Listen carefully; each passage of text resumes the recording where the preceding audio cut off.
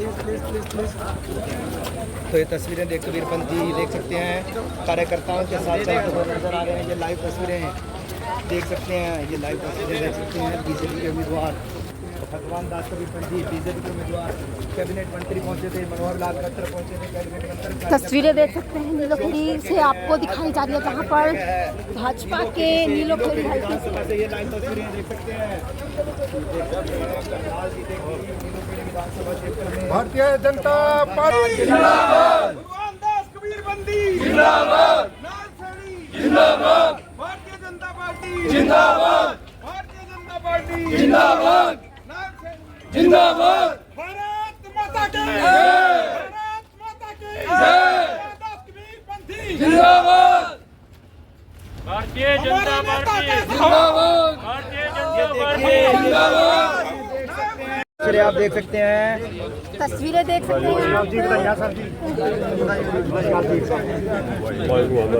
ये बधाई देते हुए नजर आ रहे हैं। काफी संख्या में लोग बधाई देते हुए नजर आ रहे हैं। बीजेपी के उम्मीदवार भगवान दास कबीरपंथी ने नामांकन दाखिल किया है। इससे पहले कैबिनेट मंत्री मटर पहुंचे थे। ये लाइव तस्वीरें देख सकते हैं, ये लाइव तस्वीरें देख सकते हैं। नेताओं से मिलते हुए नजर आ रहे हैं।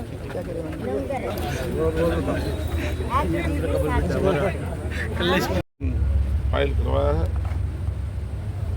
तो विशेष तौर से मैं धन्यवाद करता हूं देश के प्रधानमंत्री नरेंद्र मोदी जी का, जेपी नड्डा जी का, अमित शाह जी का, हमारे प्रदेश के मुख्यमंत्री नायब सैनी जी का, मनोहर लाल जी का और प्रदेश अध्यक्ष मोहन लाल बडोली जी का, जिन्होंने आशीर्वाद देकर भगवान दास कबीरपंथी को प्रत्याशी बनाया है।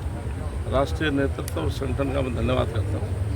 निश्चित तौर से भगवान दास कबीरपंथी ने वैसे तो पहले इंडिपेंडेंट चुनाव लड़ा, फिर पीछे भारतीय जनता पार्टी के 2014 में विधायक रहे। बहुत शील स्वभाव का हमारा साथी है, मेरे साथ भी इन्होंने विधानसभा में काम किया। तो निश्चित तौर से पूरे नीलोखेड़ी विधानसभा की जनता की तरफ से ये पूरा विश्वास है कि बहुत भारी बहुमत से जीत करके विधानसभा में जाएंगे।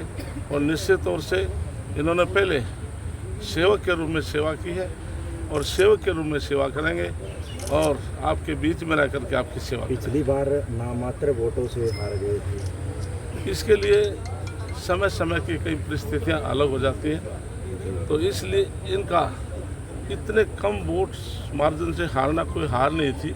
इतने में तो गांव का सरपंच का भी डिफरेंस रह जाता, लेकिन ये तो विधानसभा का चुनाव था, तो इसलिए अब की बार ऐसी स्थिति नहीं होगी। बहुत इनके सामने दूसरा विरोधी कैंडिडेट को टिक नहीं पाएगा। जनता का आशीर्वाद, छत्तीस राज्य का आशीर्वाद इनके साथ है। हरियाणा में कितनी सीटें निकाल रहे हो? निश्चित तौर से पूर्ण बहुमत से आज तीसरी बार नायब सैनी के नेतृत्व में हम सरकार बनाने जा रहे हैं। Thank you sir. जी विधायक जी क्या कहेंगे? जी क्या कहना चाहेंगे सर? आज नामांकन मनोहर लाल खट्टर भी पहुंचे सर, काफी संख्या में, काफी क्या कहना चाहेंगे? आईडी नीचे करो ना, क्या कर रहे हो आप? सबसे पहले तो मैं अपने केंद्रीय और प्रदेश नेतृत्व का धन्यवाद करता हूं कि उन्होंने मुझे नीलोखेड़ी विधानसभा से इस बार विधानसभा चुनाव के लिए प्रत्याशी बनाकर भेजा है और आज 36 प्रार्थियों को लेकर के आज नामांकन फाइल किया है। तो बिल्कुल एक बहुत बड़ी जनसभा आज त्रावड़ी में रखी गई थी, जिसमें माननीय हमारे केंद्रीय कैबिनेट मंत्री माननीय मनोहर लाल जी का वहाँ आशीर्वाद मिला और पार्टी के सभी हमारे वरिष्ठ नेता इस अवसर पर उपस्थित थे। और विशेष रूप से आज हमारे पार्टी के राज्यसभा के सांसद और पूर्व में हरियाणा में कैबिनेट मंत्री रहे माननीय कृष्ण लाल पंवार जी इस अवसर पर हमें आशीर्वाद देने पहुंचे। और साथ ही हमारे भाई गुरमेज गुंदर जी, बहन मीना चौहान जी, अमरनाथ सोदा जी और बहुत सभी वरिष्ठ नेता उपस्थित थे और आज नामांकन फाइल किया।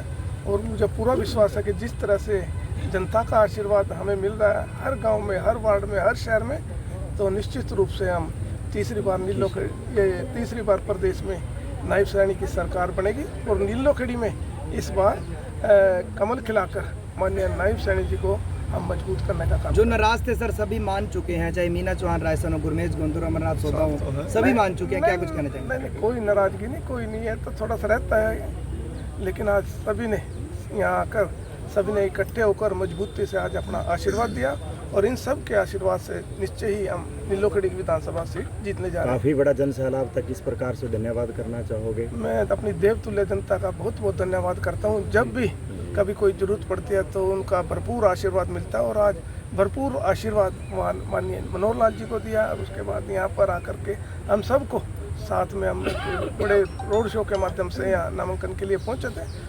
बहुत बड़ी मात्रा में हमारी माताएं भी थी, बहनें भी थी और बुजुर्ग साथी सभी बड़े जोश और उत्साह के साथ यहाँ आज पहुँचे थे।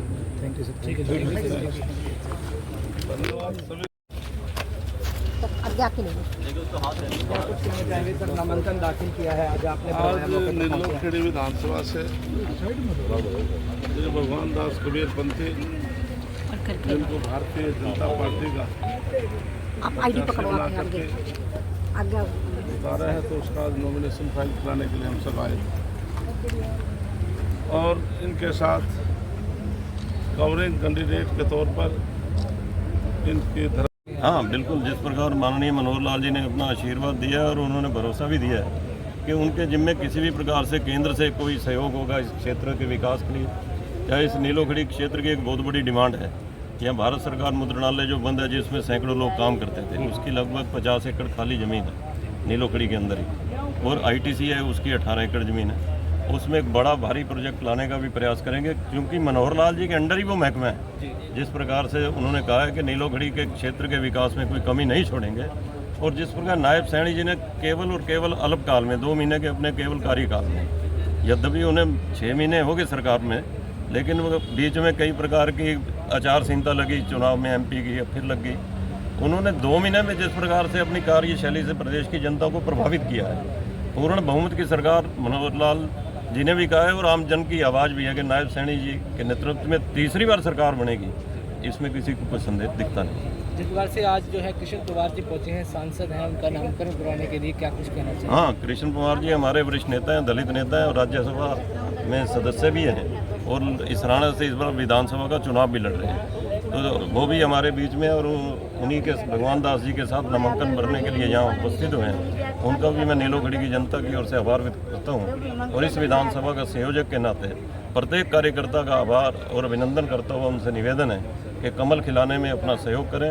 एक बात और निवेदित कर देना चाहता हूँ, हमारे प्रभारी कृष्ण जी भी हमारे बीच में हैं, जयपाल जी भी, कि किसी प्रकार से त्रुटि रही हो विगत 5 वर्षों में हमारे प्रत्याशी से या भारतीय जनता पार्टी के कार्यकर्ता से, उन सब से मैं क्षमा चाहता हुआ और इतना निवेदन के पुरानी बातों को भूलकर इस क्षेत्र का नया इतिहास लिखने के लिए भगवान दास जी को सफल बनाएं।